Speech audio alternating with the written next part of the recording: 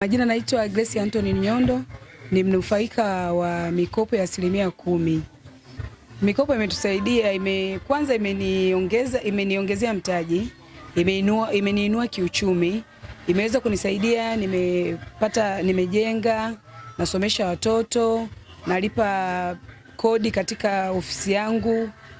Tunaishukuru sana halmashauri ya mji wa Mbinga kwa kuweza kutusaidia mikopo ya 10%. Pia tunaishukuru serikali yetu kwa kuweza kutupa mikopo kutuwezesha kina mama. Wale wanaogopa kukopa nawaambia wasiogope. Pesa hizi hazina riba. Kwa ufupi, jinsi unavyochukua ndio jinsi utakavyolipa.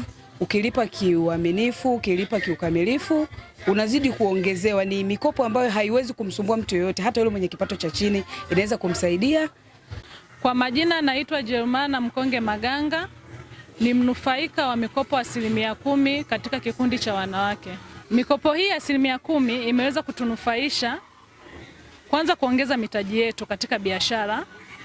Kwa hiyo tulivyoongeza kipato katika biashara, tumeweza pia kununua mashamba, kulipa ada za watoto, kujenga, pia na matumizi yale madogo madogo yamekuwa pia hayatusumbui.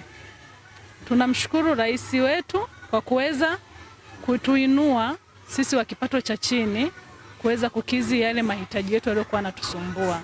Kwa hiyo tunamshukuru sana. Pia tunashukuru serikali yetu kwa kupitia Mbinga mjini kuweza kutuona sisi wananchi wake, kutusaidia kuweza kupata hii mikopo.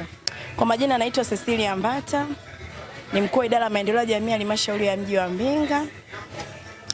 Moja ya kitu tunachokifanya katika halmashauri kupitia idara ya maendeleo ya jamii ni kuwezesha vikundi vya wanawake, vijana na watu wenye ulemavu kupitia mikopo ya 10%.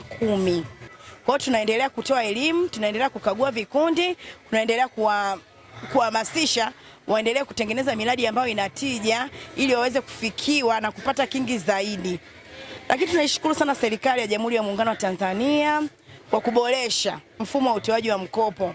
Kwamba mfumo huu unatusaidia sisi serikali kuweza kuwatambua vikundi vizuri, kwa sababu tunapitia mfumo wa wezesha pote wa kielektroniki, tunaweza tukawafikia wananchi kwa kuwajua na nyaraka zao na wao wenyewe, kwa sababu pia mfumo huu umeunganisha kuanzia kwa watendaji wa kata, kamati ya mikopo ya halmashauri, wakuu wa idara pamoja na kamati ya uhakiki. Sisi wote kwa pamoja, mfumo huu umetanua wigo na upana wa kuwajua zaidi vikundi na kuvifahamu zaidi. Kwa hiyo umetusaidia kwa sababu hata marejesho hayasumbui, watu wanarejesha vizuri kwa wakati na hatuna vikundi ambavyo havijarejesha kwa kupitia mfumo huu.